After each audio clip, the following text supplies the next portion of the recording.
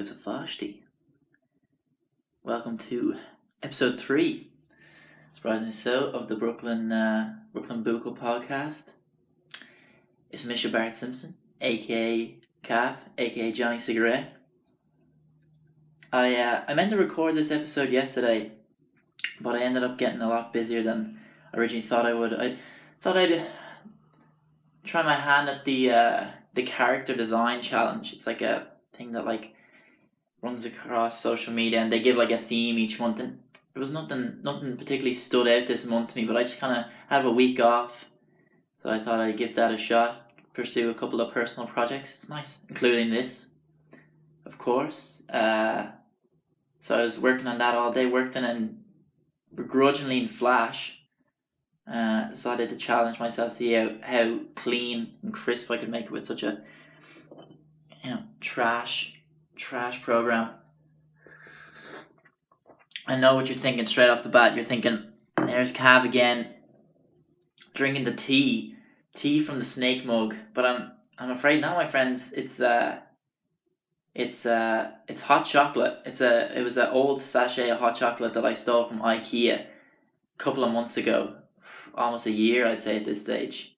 It's pretty fucking good. What I was intending to have was these little, they're like salted caramel mocha sachets that my parents just keep sending over. I've never, it's not the case that I would have had them before or had an opportunity to miss them, but yet they just, thought I would thoroughly enjoy them, and I obviously did because there's none left. But after I finished the drawing yesterday, I met up with my friend William Trebuton. He's a French guy, and he was giving me a new tattoo. He's kind of semi-professional at the moment, so he's just so I was letting him work away. So he gave me a tasty blade on my upper arm. It's my first. I was like, you've left your mark. You've marked your territory. My arm is no longer a virgin no more. It's not. It's you've taken off the lace glove and you've kissed each individual finger. Gone all the way. But is that Billy?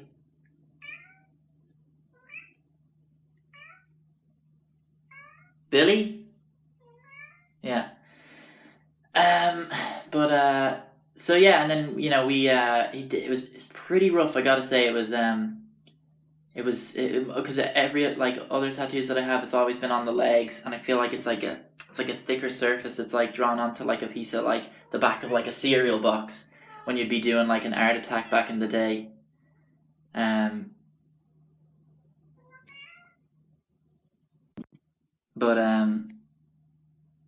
Yeah, it was, but it came out really fucking nice. It's very half Italian mafia inspired, and half Arnold Schwarzenegger in Commando with the particular knife, the brand of knife that it is. And then we went for a couple of beers afterwards, because he gave me another tattoo before as well. He gave me a tiny little palm tree on my lower ankle. It was always just, I just thought, keep a little paradise in my pocket, sort of thing. And but the last time, remember, we went for beers afterwards. Had maybe 2 beers, something like that. Fucked, completely done. And then but this thing is, as well, this was the middle of the day, and I'll tell you one thing, my friends. One thing I fucking hate is daytime drinking. Never a good time. It's a complete blowout. But I remember last time he was oh yeah, see you later, au revoir or whatever, and then I fucking started just stumble around into Manhattan. Then I was just oh fuck, I need to sober up fast. This is not, don't like the dizziness and Baby Sun from the Teletubbies combined.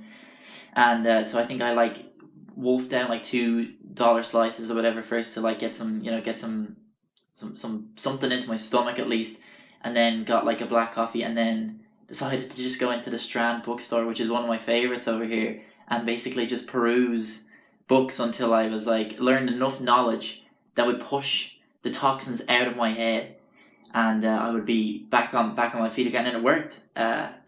puked into a Jane Eyre and then closed the book again and put it back again. So I don't think that's like a bookmark anybody's gonna be eager to find. Although I don't think anybody is eager to find somebody else's bookmark. You're obviously gonna look for your own. But yeah, and then but anyway, this time around, like we were talking while we were like having a beer, and I was like, what do you miss the most about France? And he's like thinking about it, and I was kind of saying more so like kind of like food. Like I hands down gotta say like there's a gaping hole in my heart, a Gouda roll shaped hole in my heart for little. Oh boy, like I'd be in there like every day after college, fucking just such a treat, so fucking cheap. Marks and Spencer's on the other hand, like Marks and Spencer's is almost like little is like my cheap Estonian girlfriend, and Marks and Spencer's is my kind of like upper class English middle aged like kind of well to do sort of wife. If I was like a fucking businessman prick, some yuppie cunt. But he ended up saying, he was like, I think it is the case, it's the people. He's like, here, you miss everybody is so friendly and so open and always ready for you. You could talk to anybody in this bar, have a conversation at home. I try to do that when I go home. It's like, no, they turn up your nose at them. But the thing is as well, is that you know where you stand with the French. You know where you stand. It sounds so much like the Tony Cantwell thing right now. You know where you stand with the French. They can let but when you have a friend in France. Over here, you never know. They could be like, and I could kind of see what it's saying. Feel like it's the same as well. Like a lot of sometimes it's just difficult over here. Like I'm originally coming over here, like, oh, I can't wait to make American pals and stuff like that.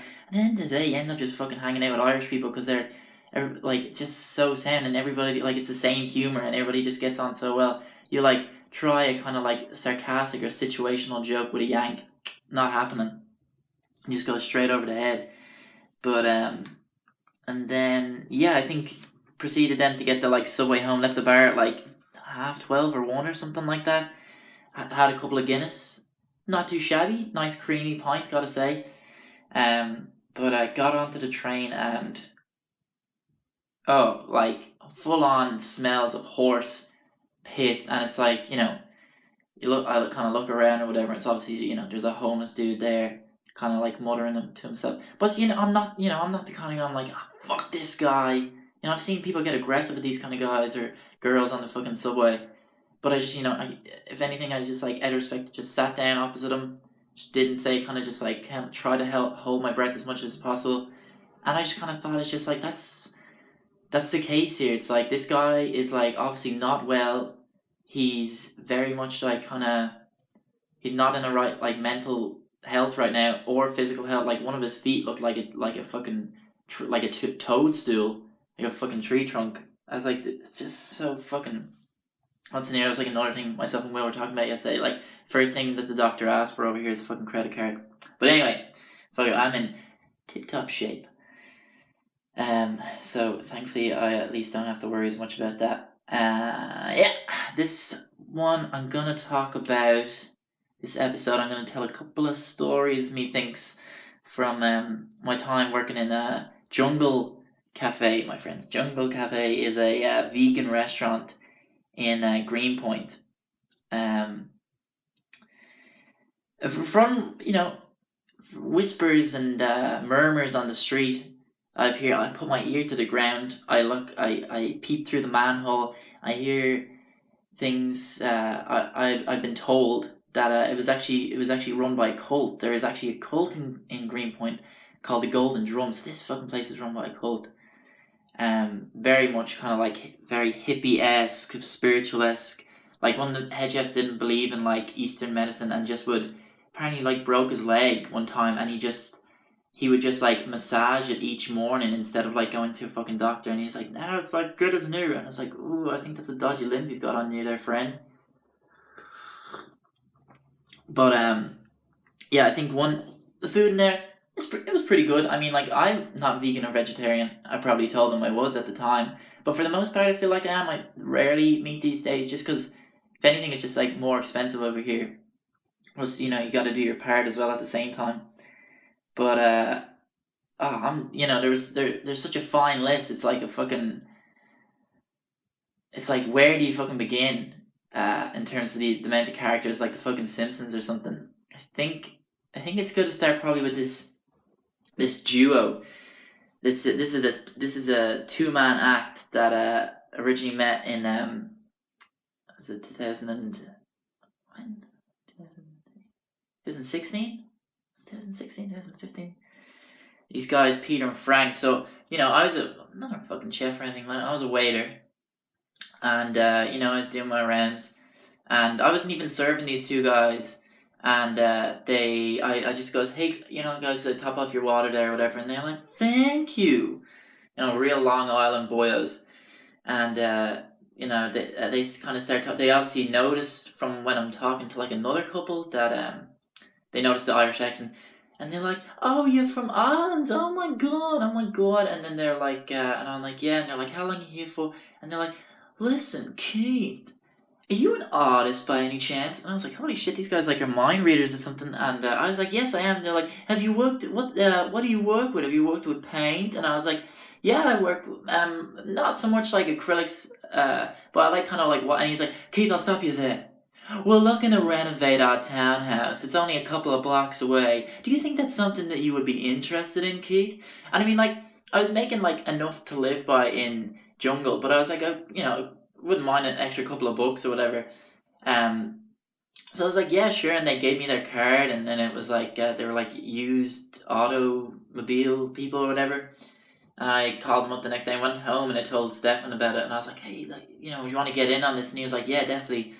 And then basically I ended up being like the foreman on this team, and we like brought in like Katie Wayne, Aaron, who the fuck else, Baz, Andy Lochnan, like just like this whole like kind of team together. It was nuts, but for the most part, it was like usually just kind of like painting, and I think I like cleaned the shit out of a fridge one day or something like that. Basically, people have been living there for the last 10 years, and so they wanted to like renovate because they were like renting it out again. But so yeah, so the way we work out, it was like get up at like 8, work and get there in there for 9, and work there till about 3. And at the time, then I think I get like take an hour, have lunch in Taco Bell, my personal favorite at the time. It's very much changed. And then go into work in jungle then, which was pretty fucking nuts. I don't understand. Because I feel like I've gotten old at this stage. I couldn't even dream of feel like doing like something like that again. But yeah, basically I got in. I think I went in by myself one time, like quite early in the morning, and usually like which one was it? Peter was like a lot more kind of like Frank was quite an eccentric character, and usually most of the time we'd be dealing with Peter. But that morning when I arrived, it was just Peter or just Frank there, and he didn't really know what to do. And he's, Keith, I'm gonna give you this job, and what I want you to do is I want you to paint the bathroom scene. Is that something you think you can do, Keith? And I was like, yeah, sure, of course. And it was like pretty fucking dodgy setup. I had like a ladder in the bath, like two of the legs of the ladder in the bath, two of them on the tiles. So it was like very rickety. And he goes, okay, well, what I need you to do as well, okay, would you be able to change that light bulb up there? I was like, yeah, sure, no worries. And I was like, what the fuck? And he goes, but be careful. And it was almost like he would just keep kind of like panning across the door, and he would just like keep coming back and forth. And I was like, where is he? Playing a little hide and seek, kiss chasing. But he goes, but make sure, Keith, do not drop the light cover because it's very expensive. It's an antique. It's my mother's. Everything in this fucking house is antique. It's very cool. But I was like, oh yeah, sure. So I kind of like twisting off. Like, what the fuck is in the fucking lamp? Like the glass lamp when I fucking take it off the ceiling. Fucking black widow spider. And I'm on this fucking ladder first off. I'm like fucking like whatever, like 4 feet off the ground. I kind of like, jump back, and I'm like, fuck, I almost dropped the fucking thing. Realised then, thankfully, it's dead. Um, when he slides past again, I'm like making conversation. I was like, "Jeez," it's like, Frank, I got a fucking fright there. I thought there was a fucking big spider in the fucking lamp thing." And he goes, ah. He sighed and he said, "Keith, let me just remind you that you and your friends, that your safety is of the utmost importance while you're here. I'm actually," and this was fucking news to me. I thought they were fucking like, they were just used. They were like retired chefs and now like old car enthusiast, but then he's like, "I'm actually head of the Brooklyn Horticultural Society." I was like, "This is fucking news to me," because that spider net would not have hurt you.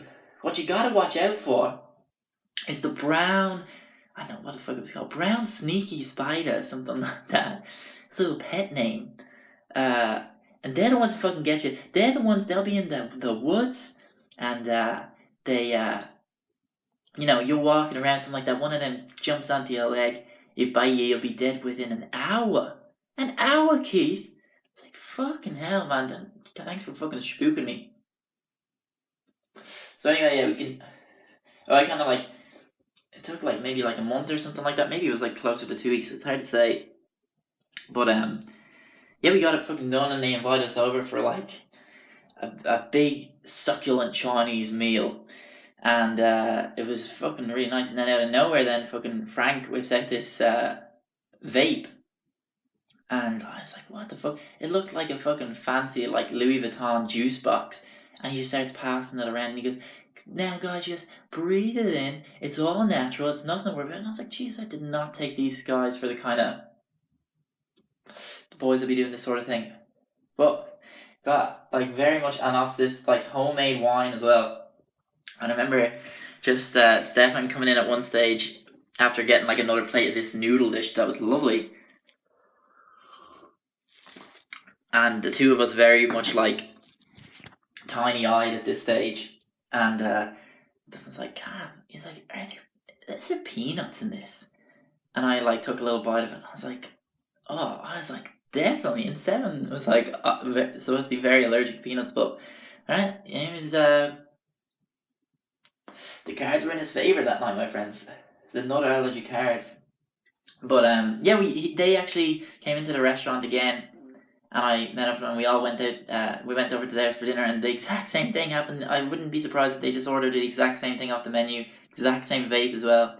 But they told me about how they used to. Frank used to work for. He was a personal chef to the people that owned Rolling Stone magazine, and somewhere in like I think it was like Long Island or something like that. And so he would personally like prepare, and the food company they ordered from was the same as the presidential, the same like at the time that Obama would have been ordering from, and because obviously there was no budget, he was literally able to order anything he wanted. And he told me about this is amazing. He ordered these peaches, these golden peaches that are only come out for 3 weeks in the year, and they come wrapped in gold leaf. And I was just like, fuck, and it was like $70 for a box of these peaches or something nuts like that. And then he said whatever about like these like zebra tomatoes and stuff like that, where it's like they're like striped with like yellow and green. Oh, fucking nuts! Very cool guys though, very very nice.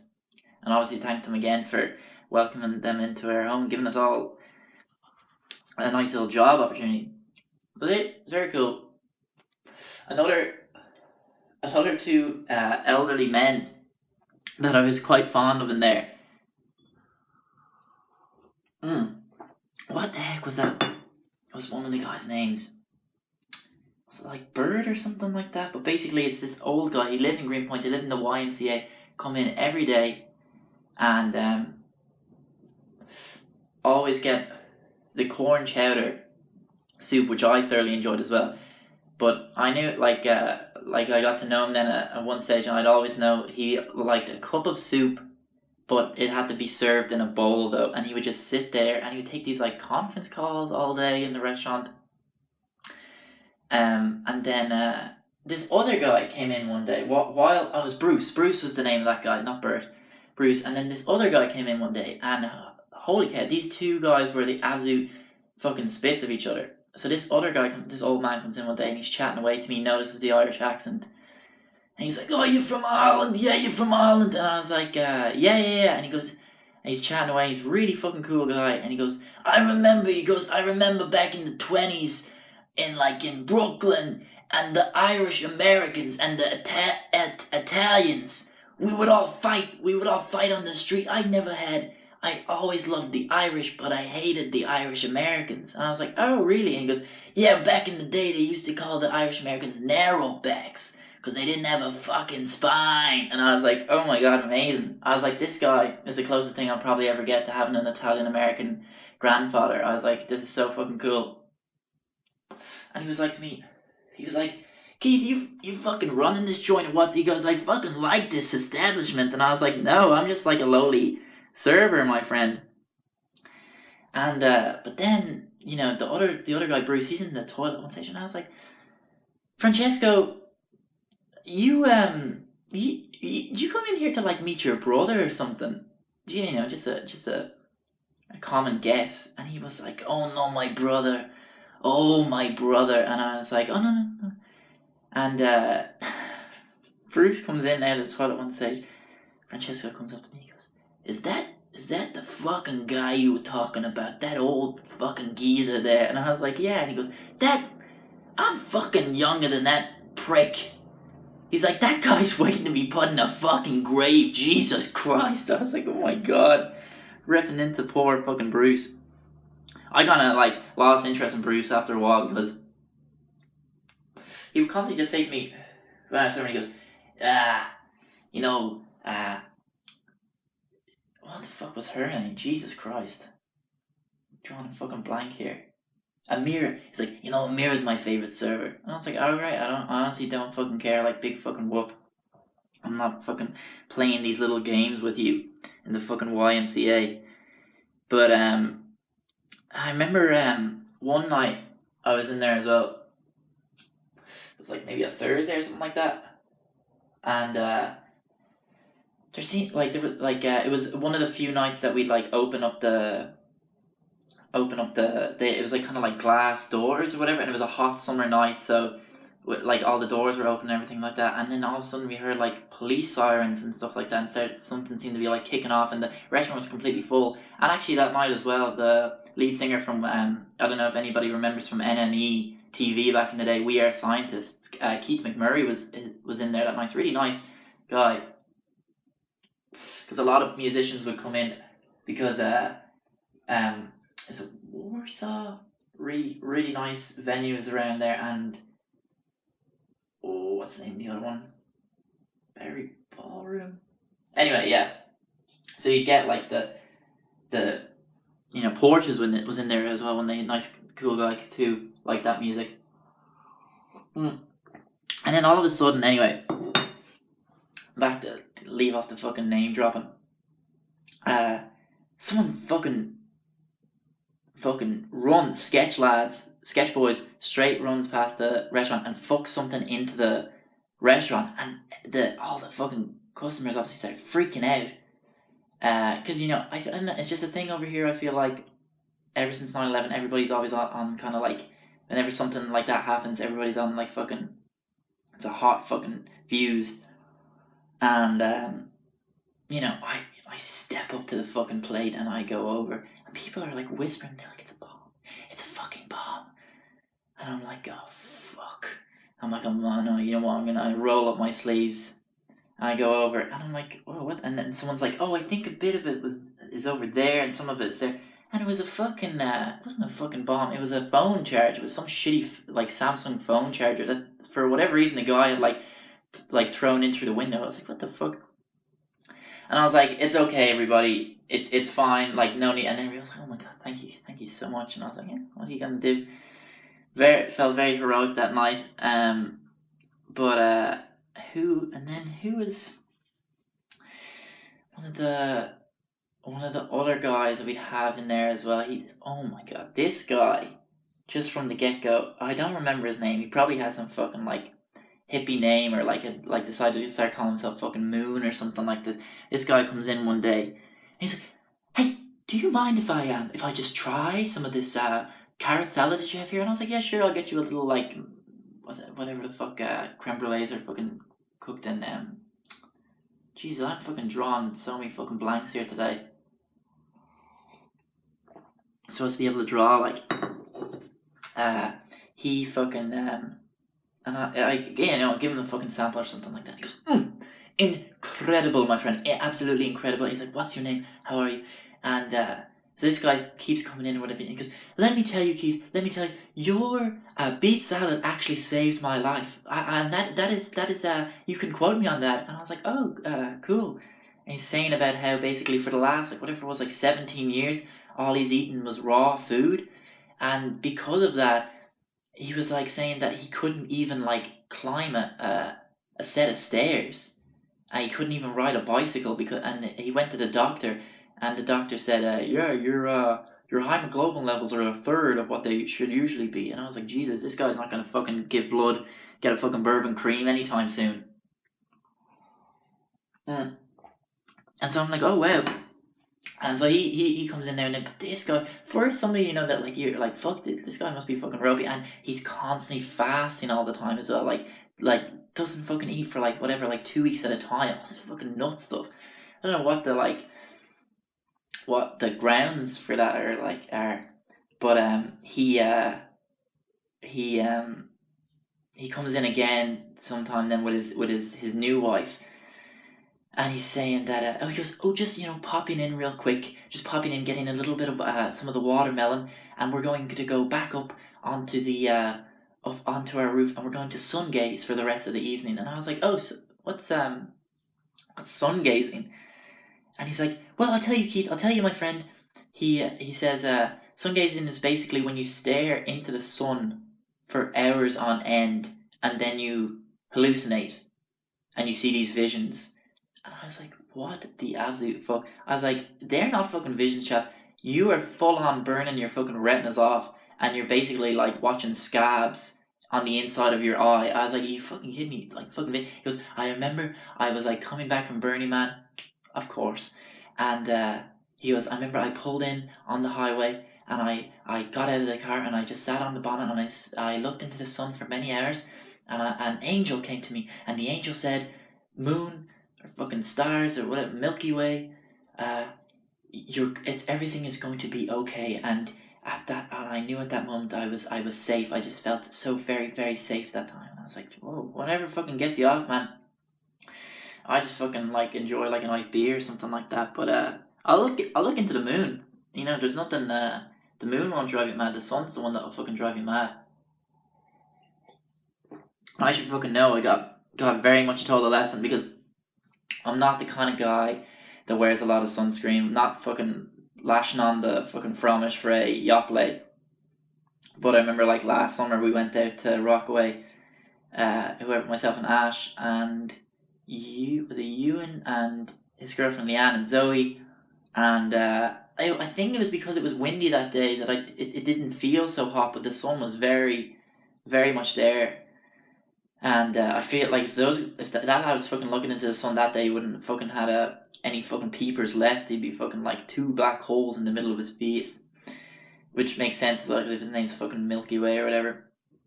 But yeah, I think it's the case then we're like, at the time, like that day, it didn't really feel so bad. And when we're getting the train back into like Brooklyn again, they're like sitting across from me on the train. They're like, "Have you are so fucking red," and I feel like people constantly say that. Whoever I've been on a holiday with, that's something that always comes with it. You have fucking hell, like, and I was like, yeah, I was like, it's pretty fucking rough, alright.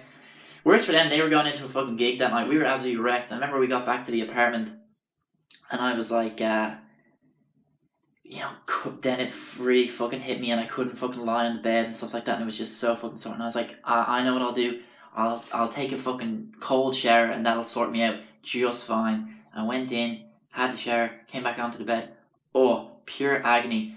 I like got fucking sunstroke. I like literally went completely mad. I was like laughing and like kind of like crying at the same time. I was like in hysterics, rolling around on the bed. The inside of me was hot, the outside of me was cold. I was like a fucking, I don't know, a baked Alaska or something like that. I was fucked.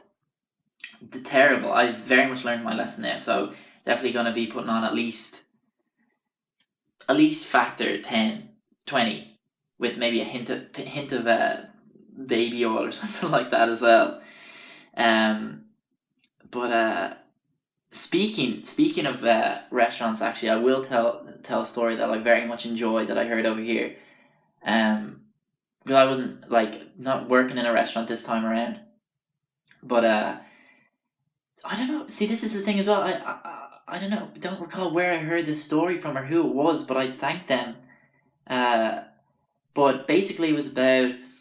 So basically, it was a friend of theirs was a server. They were working in somewhere like Upper Manhattan, fancy enough restaurant, and it was this big old lady that would come in. That would come in now and then, and she would always, anytime she came in, always came in by herself. Always ordered these clams in like a particular sauce or something like that. Thing is, though, my friends, she would never eat them. That was the thing. She was like, and they didn't get over this. And I know for anybody else that's ever worked in a restaurant before, especially if it's fucking long hours, stuff like that, it's always the case. I remember in Jungle as well, if fucking a burrito or anything like that came back, I was gonna fucking eat it. I was just like, fuck, I don't even, like, you'd eye whoever was probably eating it, see if they had any fucking gingivitis or anything like that.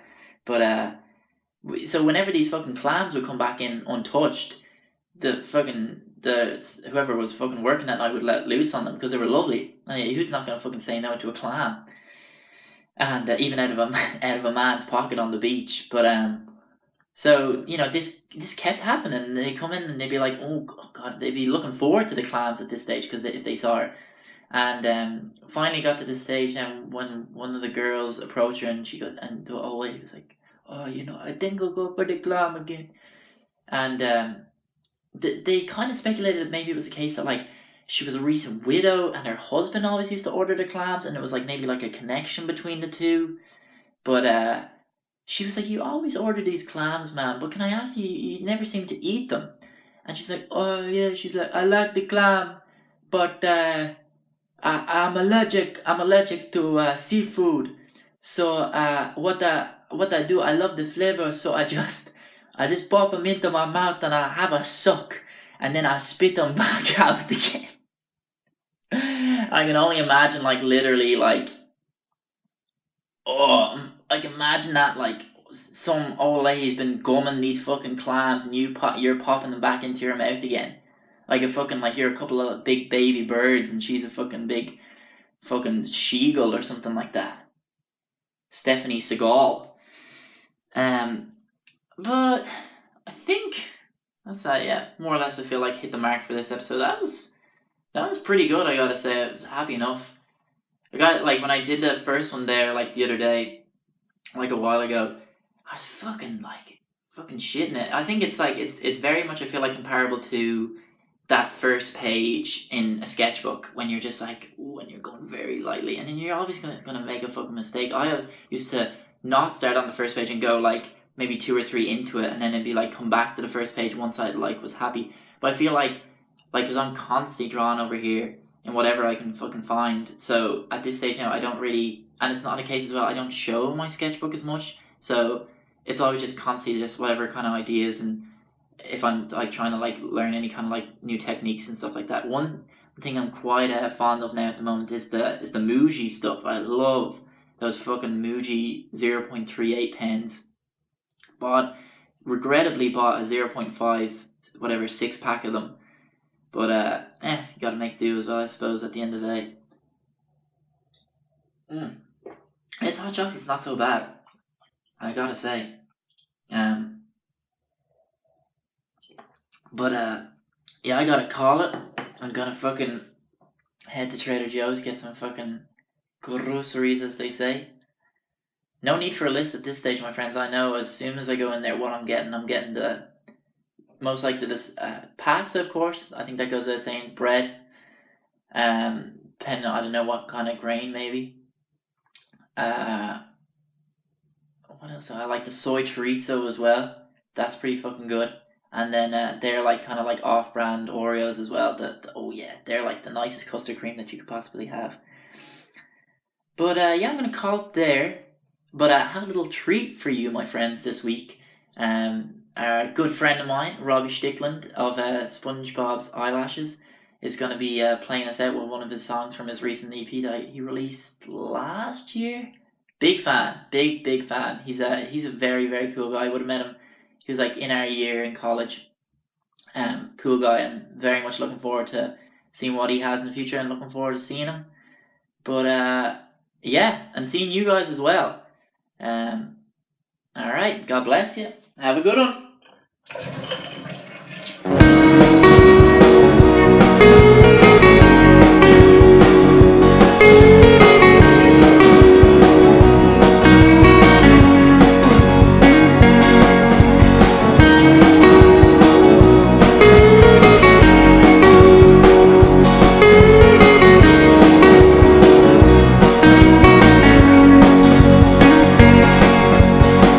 I don't like to work hard, I'm too much of a nose picker.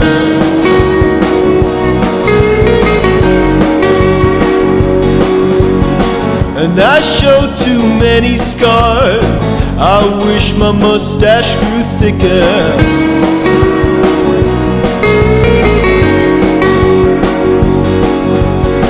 Last night I lost all my teeth, trying to hide what I keep underneath.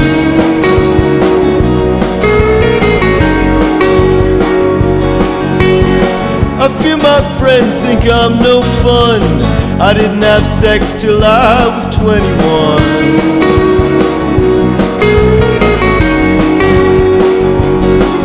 I'm a nose picker,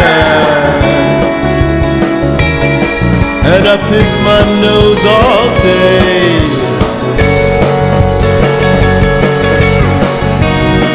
And I learned the hard way, because I let things get away. Oh, and now she's gone, it seems, and I'll be toothless in my dreams.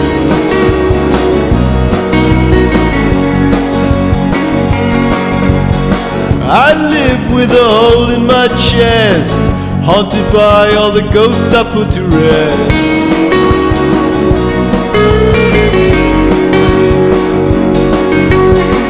In my dreams, the skin I touch, I never liked the real world much.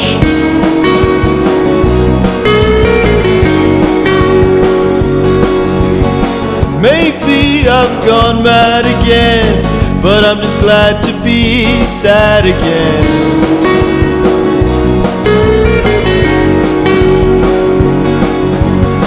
And not feel so empty inside. If nothing else, I've made friends with my mind.